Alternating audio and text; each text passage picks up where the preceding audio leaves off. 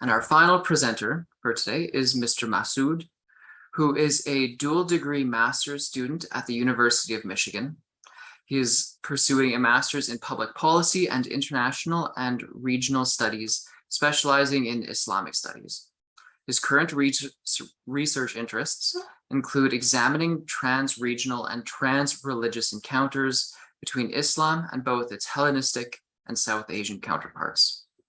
The title of his paper is Lastai and Muharb in Islamic Antiquity, Banditry and Rebellion in Early Islam. Take it away. All right, thank you very much. And yeah, excited to be here. So I've got a modest presentation.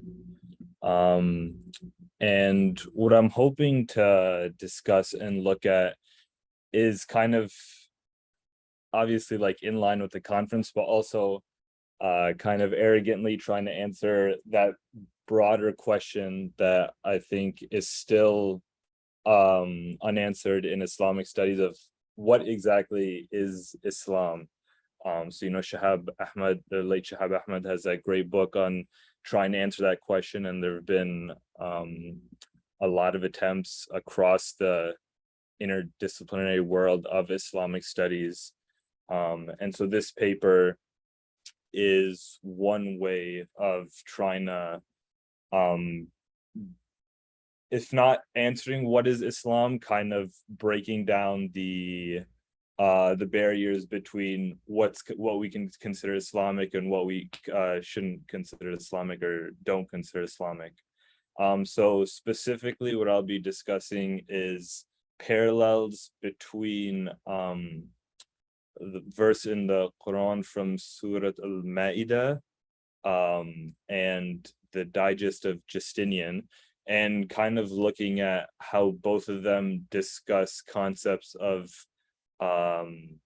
apostasy, banditry, and rebellion, and seeing how it's more than likely that these prescriptions or precepts from the Digest may have influenced this Quranic verse. And so just for reference, I've kind of got both of them up on the screen. And what's really interesting and what we'll kind of be drilling down into is the prescriptions of punishment. So you can see both prescribe cross amputation, and then there's also the punishment of crucifixion and banishment. And another part to note in the Quranic verse, which is on at least my left, is that those identified for this punishment are those who wage war against his God and work corruption upon the earth. So like a lot of things in the Quran, that's up for interpretation, who are those folks? But before we discuss the kind of how this verse was interpreted in early Islam, it's also helpful to kind of discuss how the Digest and that punishment played out in the Roman Empire. So I think a really helpful example that probably most people are familiar with is Jesus of Nazareth and his relationship to banditry and in the Roman Empire. And so obviously probably the most well-known instance of crucifixion, we have Jesus of Nazareth, who was branded what in the Greek is alestai, which I think directly translates to bandit, but in the Roman context, this wasn't be a bandit as in someone who's stolen something. Lestai was actually a moniker given to those who threatened the social order. And so, infamously, Jesus was pretty threatening to the established order at the time. And so when he was crucified, the titulus that they gave him was King of the Jews, as in he was trying to assert himself as a form of authority contrary to the Roman Empire. And so it's just interesting to keep that in mind as we move into as we fast forward into early Islam, where these notions of banditry, rebellion, and apostasy all kind of coalesce. So of course, rebellion is sadly, or depending on what value judgment you want to assign it, endemic in early Islam, with the first battle of the camel between Ali and Aisha.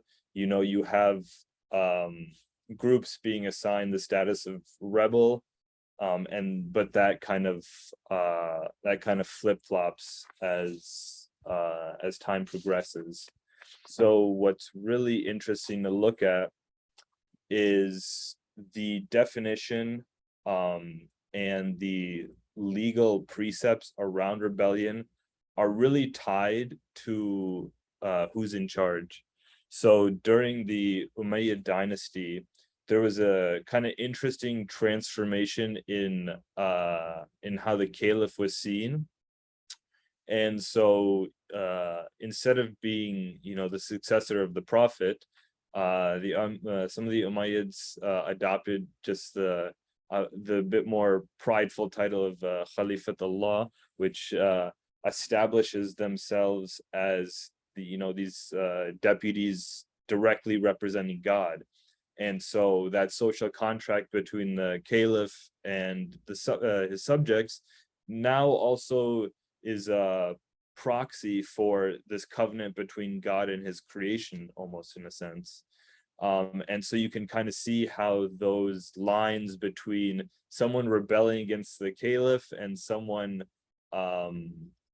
being an apostate against God can become muddy.